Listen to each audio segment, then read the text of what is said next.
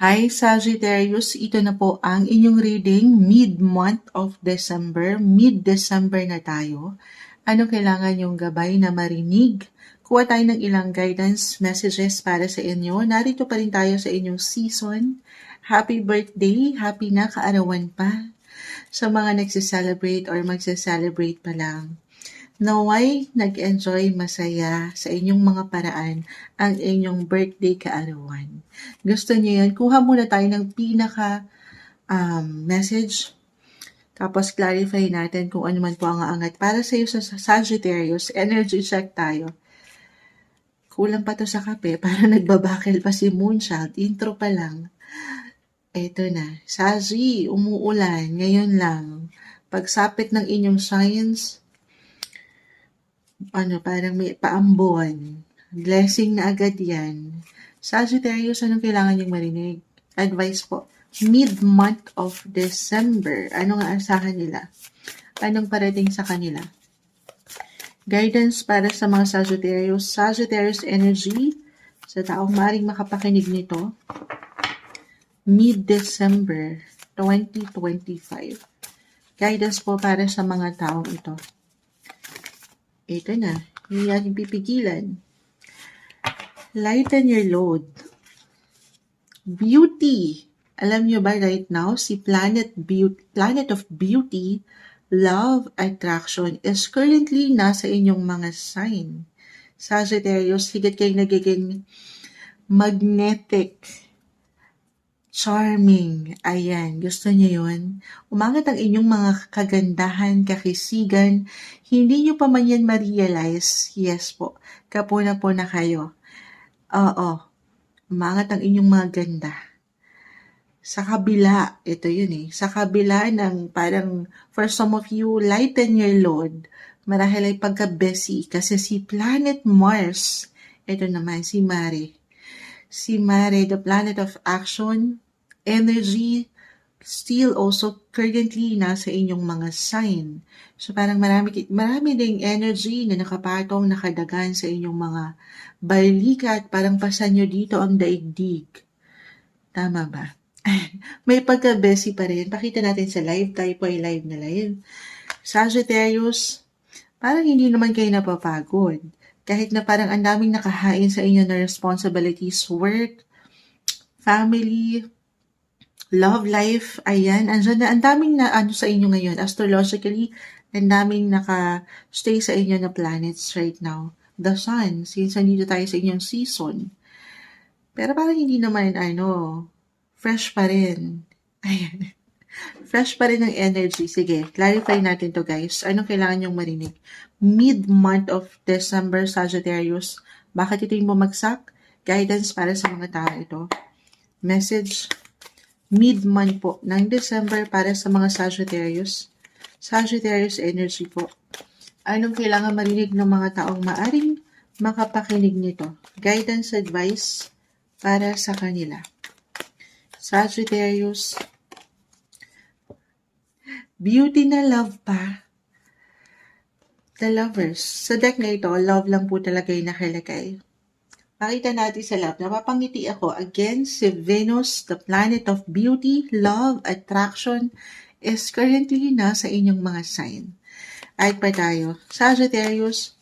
So marahil may ilang ganap pagdating ngayon pa lang, pagdating sa inyong mga buhay, relasyon, pag-ibig, ano man ang inyong status ngayon, single, in a relationship, married, namumulaklak, nagbo-bloom, hindi magiging malamig ang inyong mga Pasko. Gusto niyo yun? Okay. Parang hindi naman moonchild. Kahit single ka ngayon, marahil kasi busy ka Kung paglalaanan mo ito ng panahon, merong someone. Yes po. Or for couples in a relationship right now, I feel for some of you, meron kayong pinaghahandaan na kasal.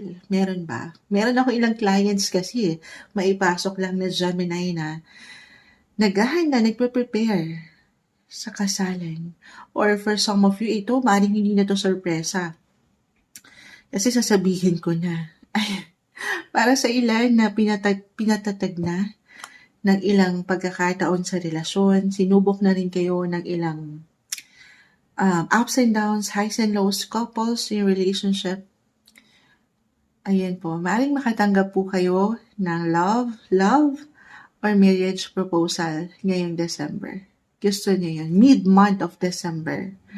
Kahit sa simpleng pagpaplano ito guys ha, or ideya, reversal tayo. So, maaaring kayo ang magpapaangat ng proposal na ito or ang inyong mga partner. Or kung single, sabi ko nga sa inyo, maaaring merong mag-confess. Maaaring merong umangat na boses at sabihin na, ayan, love ka niya. Why not? Let's share you. This is about relationship. 7. Talagang nag-highlight. Natutulala na si Moonchild. Chariot is about home, family. For some of you, marahil ay makakatanggap ng sabi ko nga, mutual decision, major action this month na sa haba-haba ng pinagsamahan nyo or sa hinaba-haba ng prosesyon sa simbahan ng tuloy ng ilan. Sobrang nagbibigay diin po ang inyong mga buhay relationship ngayon, Sagittarius, or para sa ilan, kasi this is about home, family, may something ganda dyan, or maaring mag-decide na po ang ilan na magsama na sa isang bubong this time. May ilang plano dyan na pwedeng umangat, ideya, may kasiyahan sa pamilya, more quality time, baka ito yung pinaka-advice din since birthday season nyo na tapos mag-holiday. Or baka ngayon pa nga lang, may ilang plans na to travel. Meron po ba travel din kasi si The Chariot? Bilang kayo ay mga travel sign, napaka-natural nito sa inyo. Travel with your family, loved ones.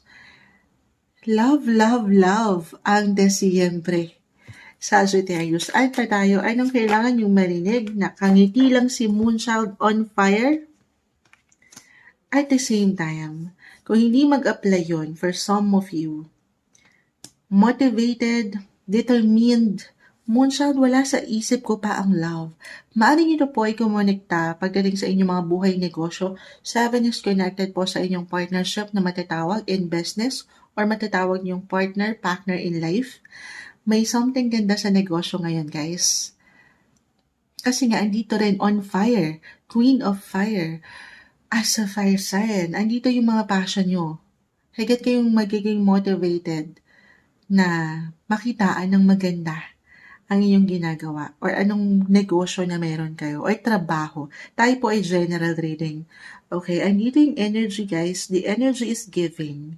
Yes po. Okay, other messages, beauty, ace of water.